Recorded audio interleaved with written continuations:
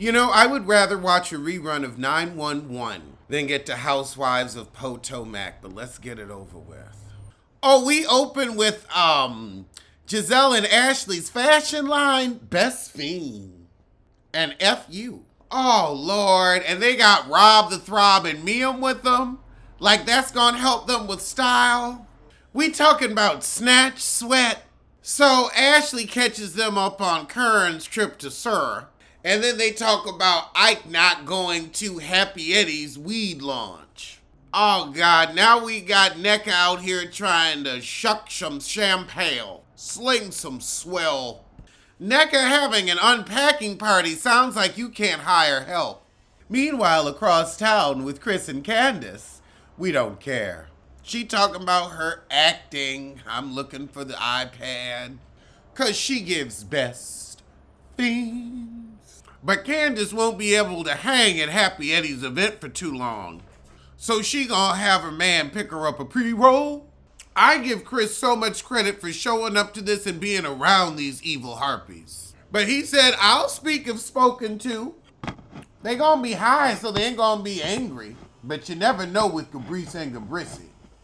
Oh, Lord.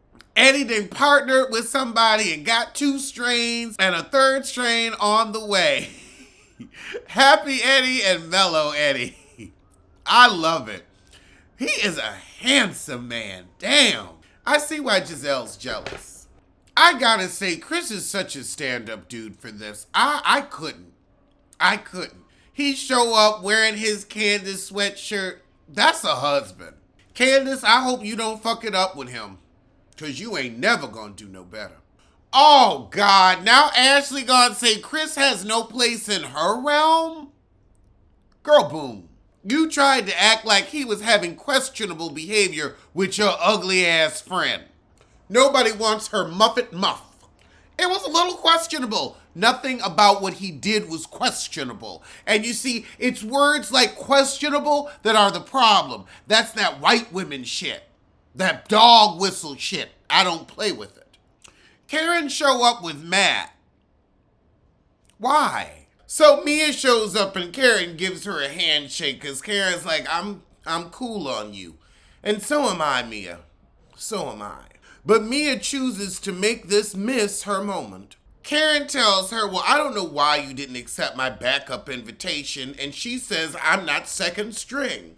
But you are, Mia. You are.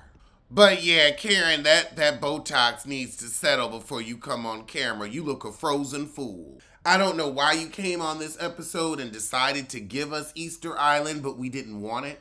This is why you don't get Botox off Groupon. But then Karen and Mia get into it, and Karen calls Mia's life boring, and broke as her coot is, it probably is. So now all the girls gotta come over and hear why Karen and Mia are arguing. So Lady Eloise thought that her and Mia would have a moment. But Karen, that would require Mia to be mature. Mia said, well, find some new tricks. You are the trick. And you kind of are by your own definition.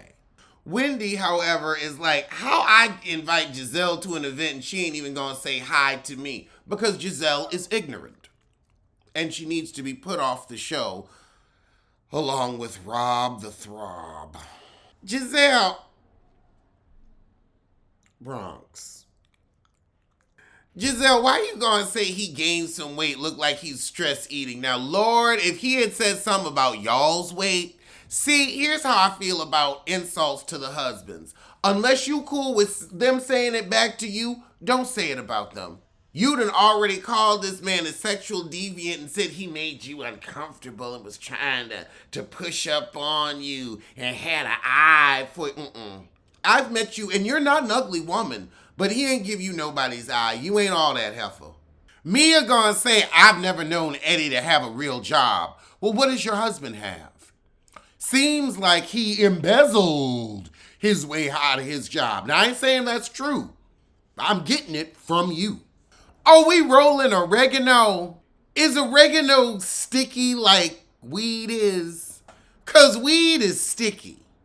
Good weed is sticky. So oregano is dry. That's not gonna roll like real weed would roll. Wendy thanks everybody for getting along. She's like, I ain't never heard the group laugh and giggle and carry on like this. It's almost like we friends, but you know we ain't. Out here rolling oregano. I mean, if you want to practice with some mid-garbage, some bat bull, not that I'd know. Then Giselle saying, was I laughing? Yes, you were, but guess what? Even if you weren't, everything isn't about you. So Mia's coot has to leave because he's got some conference calls. I don't buy that. I think Mia said, get your broke ass on. Mia said she's staying with her coot out of duty. What type of person would I be if I left? He doesn't have anybody. I never want to be in a marriage like that where I'm like, well, I guess I gotta stay. He ain't got nobody. I don't want that. His family turned his back on him because he was probably embezzling. Giselle said, I don't know what the age difference is with Mia because she keep lying, but them coots can put you through. But Wendy and NECA finally have an olive branch moment, and it's long overdue. It's been, 10, 11 episodes of y'all arguing over nothing. This stupid shrine shit. Wendy, however, is not making it easy for NECA. She's like, I need to process this and make sure it's rooted in sincerity. Wendy, you need to go on and sit down with the heifer. You are not strong enough in your next season to be telling this heifer I need time to process. No, you need to move the storyline along because this shit's gotten old. Oh, God, Dr. G and Mia, or G and Mia, I don't know why I called him Dr. G, but G and Mia going out to lunch. It's gonna take all of my strength to listen to this because I don't care about this marriage of convenience. I don't care. I don't care about this coinless coot less than Mia does. And Mia don't give a shit about him no more. You can tell this marriage is over. So Mia's like, yeah, this fool messed up the money and he messed it up bad. He got me out of my job. Sounds like you fucked the family fool. But then they start talking about is Ashley getting divorced or not. Worry about putting food on your plate. But Ashley, you should have let your coot cheat in peace. So Gordon's of the cheaper to keeper variety, and he said we wouldn't get a divorce. I wouldn't have cough up a settlement. We'd come up with a mutually beneficial arrangement. And co-parent. Co-parent. However, Mia said you can't pay me and keep me in captivity. So NECA gonna have her housewarming and she wondering if Wendy gonna show up. I am too. So everybody's arriving. And of course, Charisse, gets there and Karen looks like constipation just hit. She's like, I make the same face.